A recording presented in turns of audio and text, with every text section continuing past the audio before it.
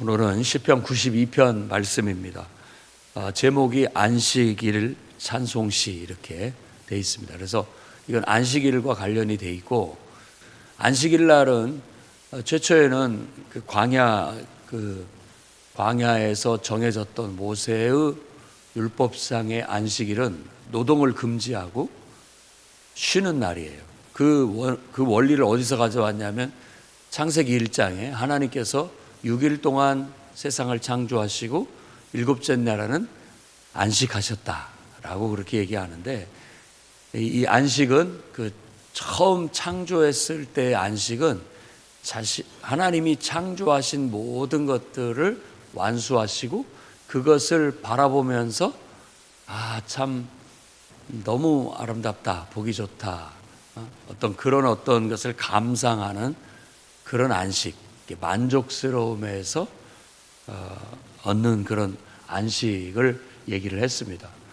그리고 이제 광야를 행진해 나갈 때는 모세를 통해서 그 안식일이 똑같은 의미를 가지고 하루는 적어도 쉬면서 우리가 살아온 길을, 걸어온 길을 돌아보고 창조주 하나님을 기억하는 그런 날로 이렇게 삼기 위해서 그날은 아무것도 하지 않고 쉬도록 그렇게 요구를 했던 겁니다. 제일 큰 의미는 노동을 쉬는 거예요. 요즘 휴일과 같은 그런 의미를 가지고 있었죠. 그러다가 이제 포로로 끌려갔을 때 그들은 안식일을 이제 회당이라는 곳을 만들어서 거기에서 하나님을 예배하고 또 하나님 말씀을 교육하는 일로 삼게 되었던 거예요. 요즘으로 본다면 교회의 모습이라고도 볼 수 있겠죠. 그러면서 이제 하나님을 예배하기 위해서 안식일 날 예배하러 가는 그런 갈 때의 기대감, 또 예배에 대한 그 어떤 즐거움, 기쁨, 이런 것들이 이제 노래되어지게 된 것이라고 볼 수 있겠습니다. 오늘 이 안식일 찬송시도 그런 내용이 담겨져 있어요. 우리도 교회를 갈 때 기대감, 그리고 또 어떤 행복감, 또 어떤 기쁨, 이런 것들이 있어서 있다면은 더 하나님 앞에 예배하러 가는 발걸음이 더 가볍고 아마 더 적극적이라고 그렇게 말씀드릴 수 있겠습니다. 그러니까 이런 걸 우리는 그냥 은혜다라고 그렇게 얘기하죠. 한마디로 말해서 하나님이 내게 늘 은혜롭고 주님의 인자하심, 주님의 성실하심이 늘 좋은 거예요.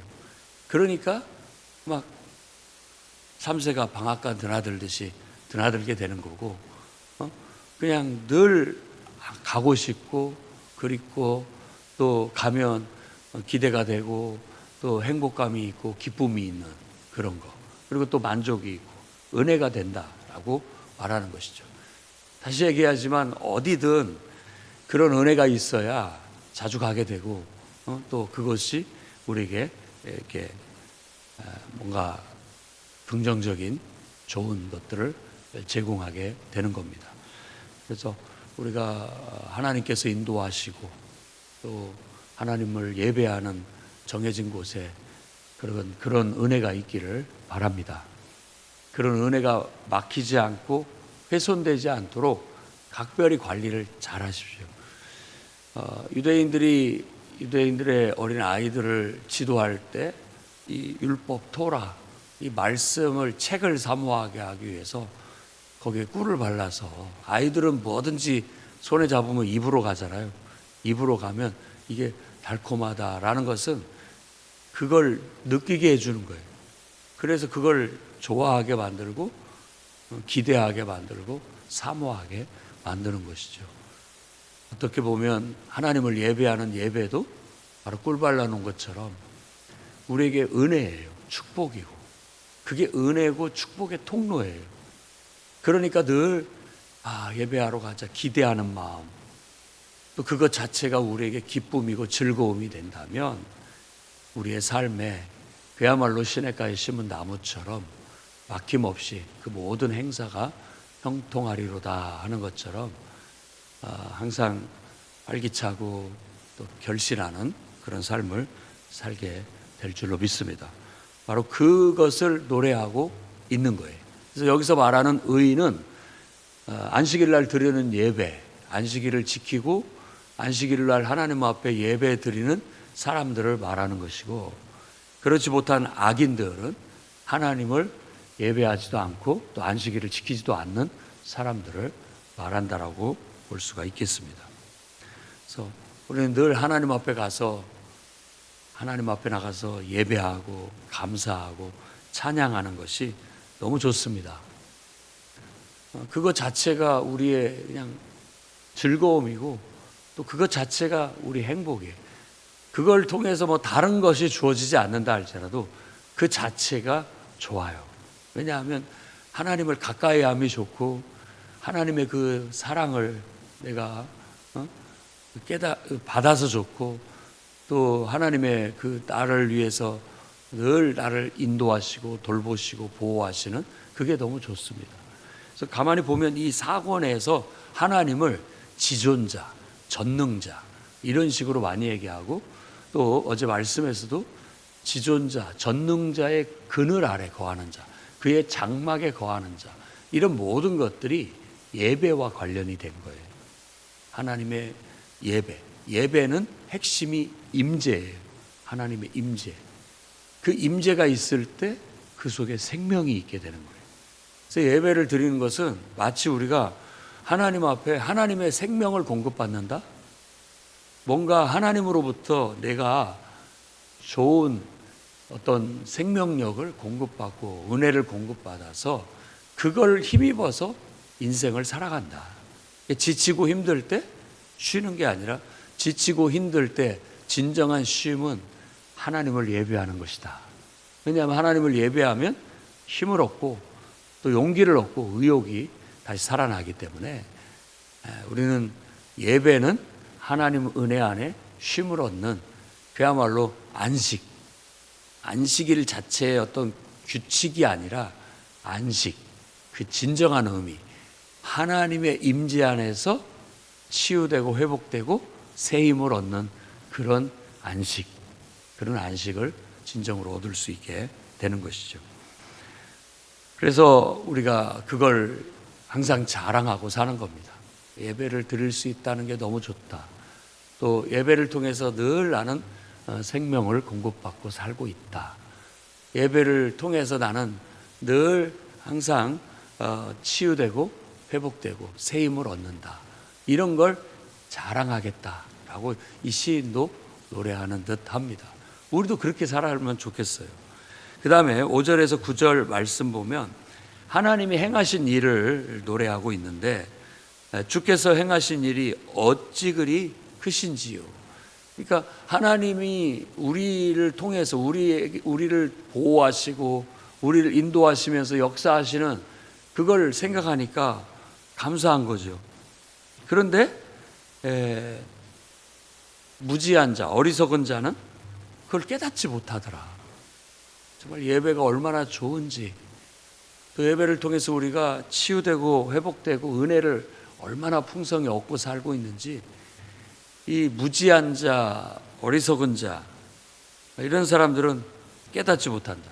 그러니까 하나님을 예배하는 걸 싫어하고 예배하고 하지도 않고 또 하나님을 무시하고 살아가는 자들은 마치 풀같이 악이 자라면서 흥황한다 할지라도 뭐 자기가 그냥 그런 시간에 예배 드릴 시간에 다른 거 하면서 뭐 더 뭔가를 하는 것 같을지라도 결국은 영원히 멸망할 것이다 라고 그렇게 선언하고 있습니다. 왜냐? 하나님이 지존자예요. 하나님이 전능자시고 하나님이 우리에게 생명을 주셨고 하나님이 우리에게 이 땅에 보내셨어요. 근데 우리가 그 하나님을 무시하고 산다는 것은 아무리 잘 산다 할지라도 그것 자체가 곧 악이고 그것 자체가 결국은 멸망으로 가고 있는 것이다 라는 걸 알 수 있죠. 그래서 우리는 하나님을 인정한다면 당연히 하나님을 가까이 하게 되고 그 하나님을 가까이 하다 보면 하나님의 은총을 잊게 돼요. 그분의 인자하심과 성실하심이 내 삶에 경험되어지게 되죠. 그러면 당연히 그분께 감사하게 되고 찬양하게 되고 또 그분을 사랑하게 되고 또 그분과 함께 상의해 가면서 그분과 동행하면서 그분에게 이끌려서 보호하심과 인도하심을 받고 정말 복된 삶을 살게 된다라는 거예요.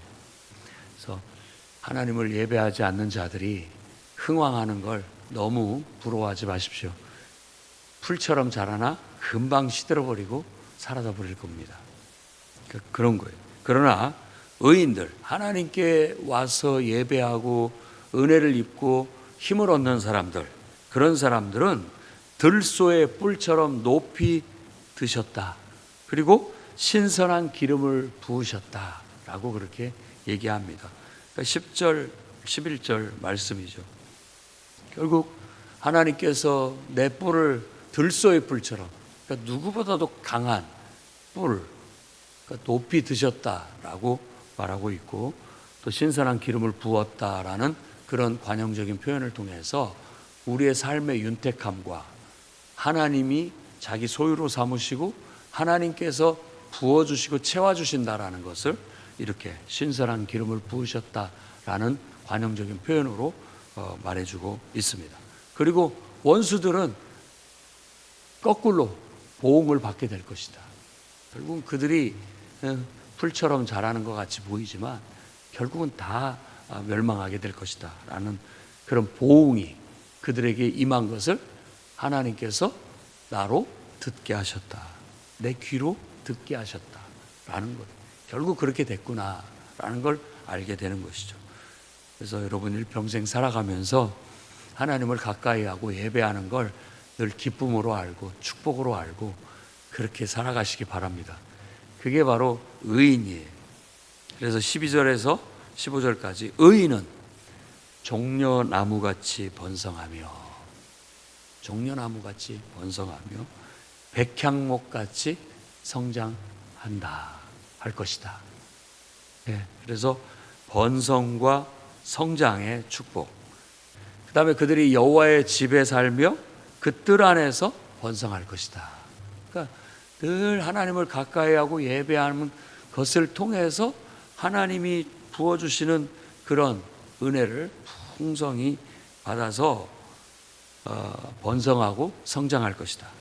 14절 말씀은 그는 늙어도 결실하며 진액이 풍족하고 빛이 청정하리니 할 것이다. 이게 축복이죠.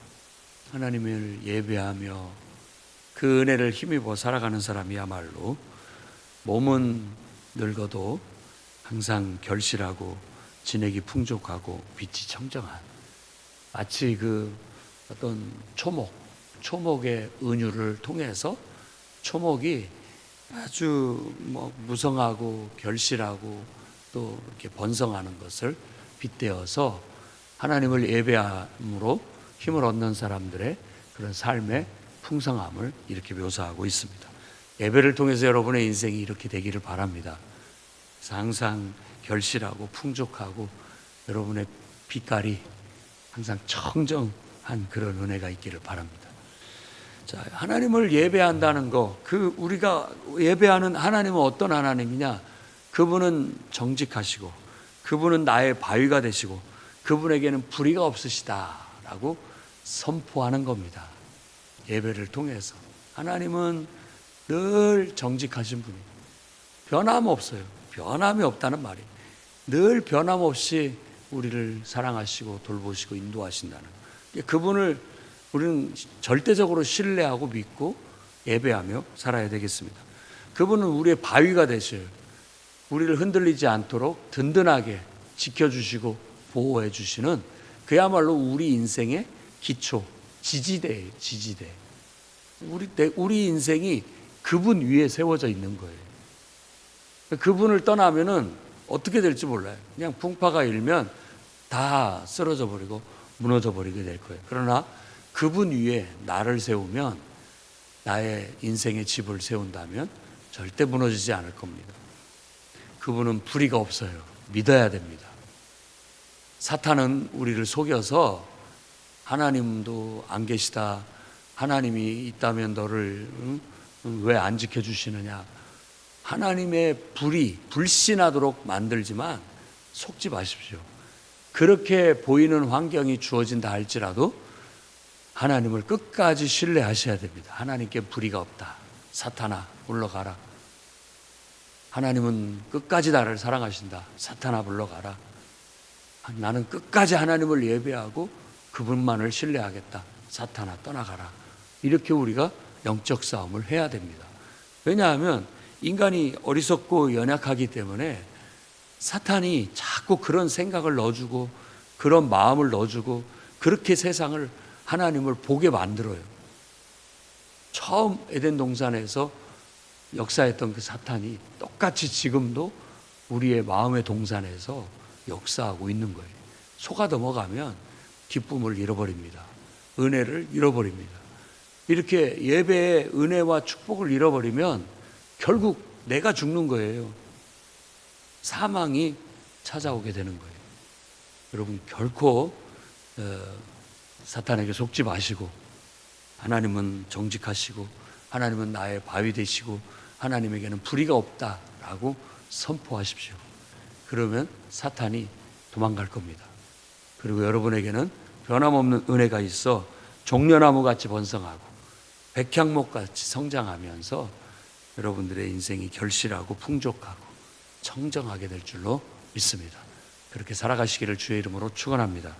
기도하겠습니다. 거룩하신 주님, 오늘도 하루를 하나님 앞에 나와 예배하며 시작합니다. 그렇게 은혜를 주셔서 감사합니다. 하나님을 예배하는 것이 기쁘고 그저 즐겁고 행복합니다. 하나님의 은혜를 받는 것이 우리의 삶의 정말 원동력이고 또 우리의 삶의 모든 기초가 되오니 주여 오늘도 하늘의 문을 열으시고 신령한 은혜로 신선한 기름으로 부어 주시옵소서.